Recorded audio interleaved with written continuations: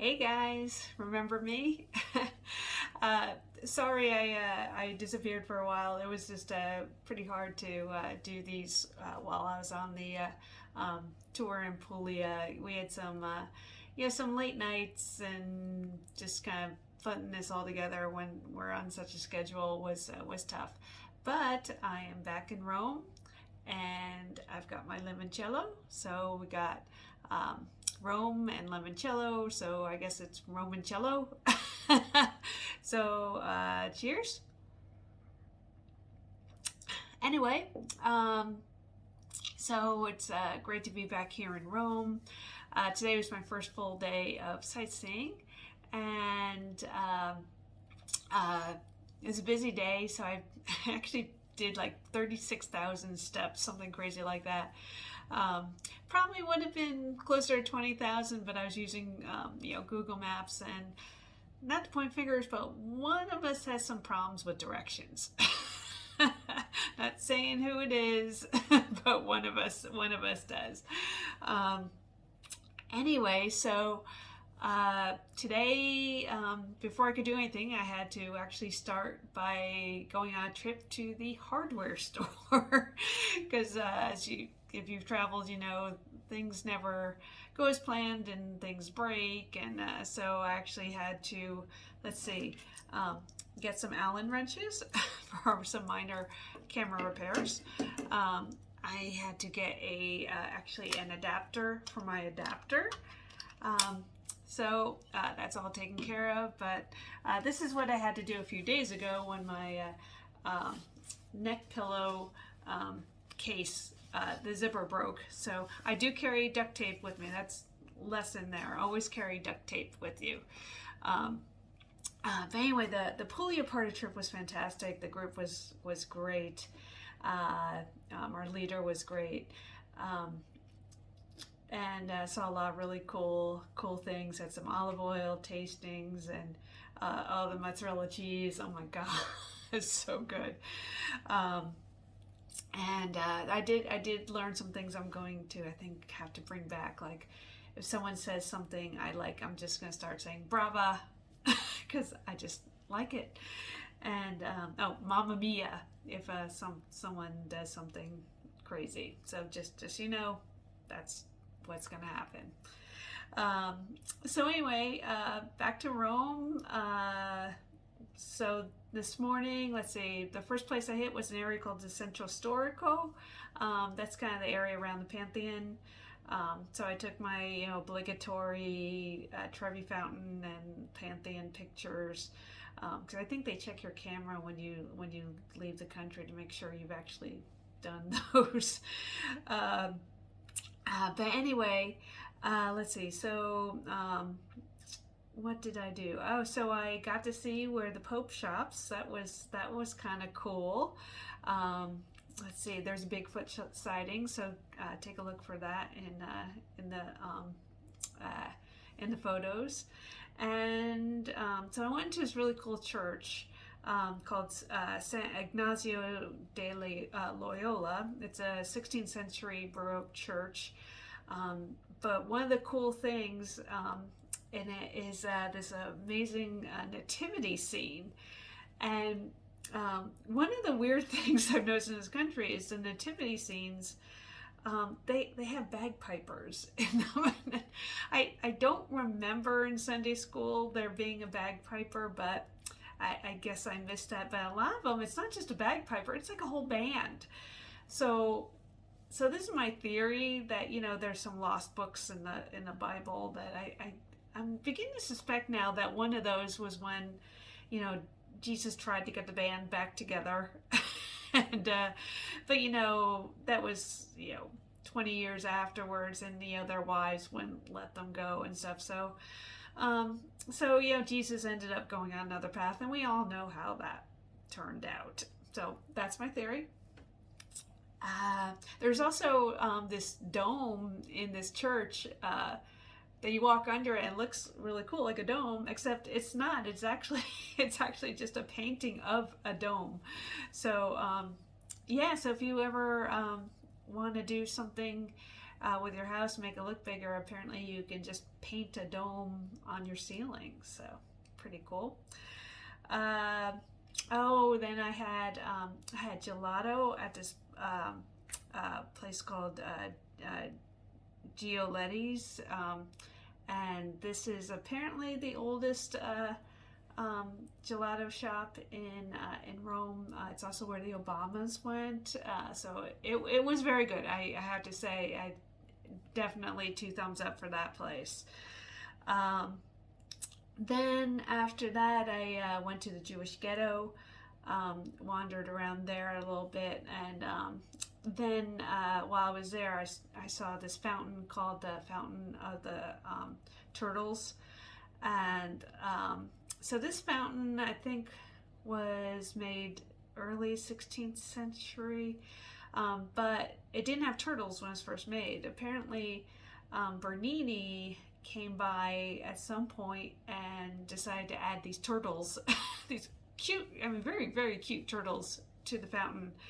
I also believe he added, there's a fountain in Piazza Navona where he added dolphins to, again, someone else's fountain that he just added dolphins to.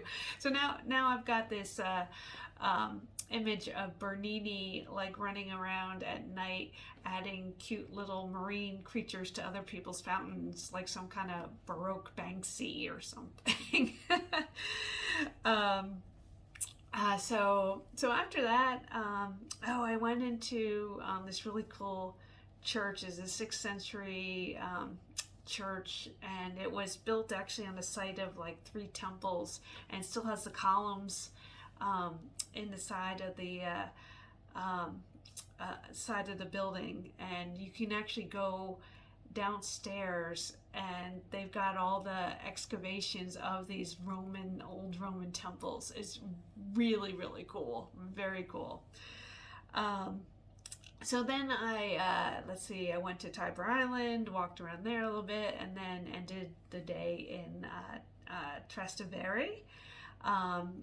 And while I was there, I went to this really, really cool shop called Polvere di Tempo, and he's got all sorts of globes and things that measure time. So it was so cool. It was the coolest place. Then after that, I had dinner there, and I had ravioli, and I finished the night with actually a lemon sorbet in an actual lemon. It was great, and of course accompanied by a limoncello. And after I paid, the waiter came by and asked me, "Do you want a free limoncello?" I was like, yes. So I had 2, and that's of course, with the wine I had, and so this is my 3rd one of the evening. So I am becoming one with the limoncello, and anyway, so that's it for tonight. Arrivederci.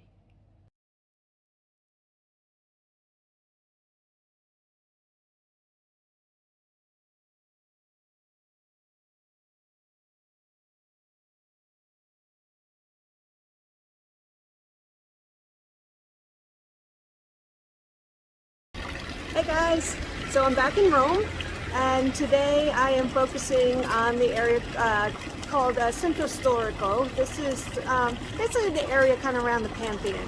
So I didn't go in the Pantheon, but of course I have to take my obligatory picture of it from the outside. Temple of Hadrian is around here, and just a lot of really interesting streets to wander around. Right now I am standing in front of the Fontana dei Libri, or Fountain of the Books, and this is an interesting story. So since the Middle Ages, Rome's been broken up into kind of some subdivisions, and currently there are 22 of them. They're known as riones. Now, in 1927, a young architect named Pietro Lombardi was commissioned to design fountains for several of these riones, each one representing something unique about that particular rione. As far as this one, as I'm going to show you in a minute, you're going to see a deer, and that represents General Eustachio. This is the Eustachio Leone. So General Eustachio was a Roman general. He converted to Christianity after having a dream, which he saw a cross in between the antlers of a deer. But most famously, you'll see books, and that is because this fountain is against the wall. That belongs to the University of Sapienza, and so that's what the books represent. So I'm going to show you the fountain right now.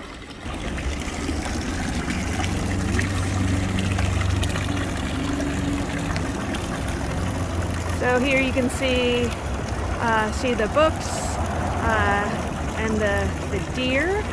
Zoom in a little bit.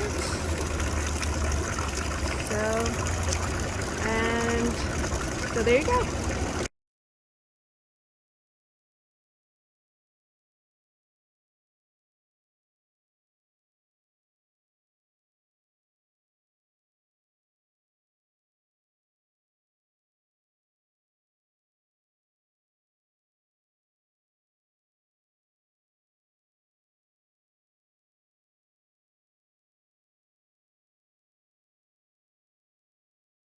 Buongiorno. So I'm still here in Centro Storico, and right now I am standing in what is known as the Fountain of the Porter.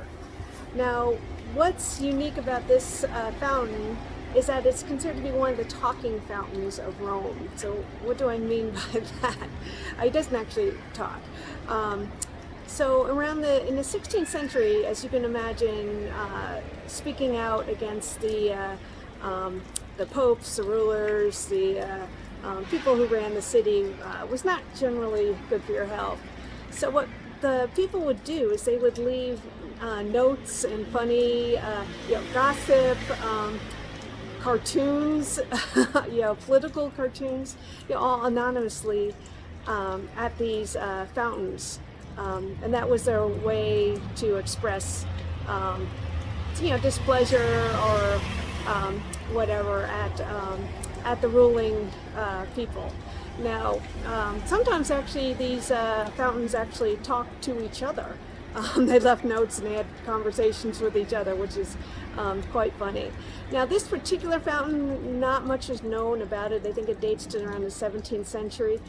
His face is a little bit damaged, and I think it might be because it resembled Martin Luther, and apparently there were at some point some anti-Martin Luther sentiments, and so that destroyed it. But here I'm going to show you a closer look, and we're going to visit a few more in the upcoming days. Talk to you later.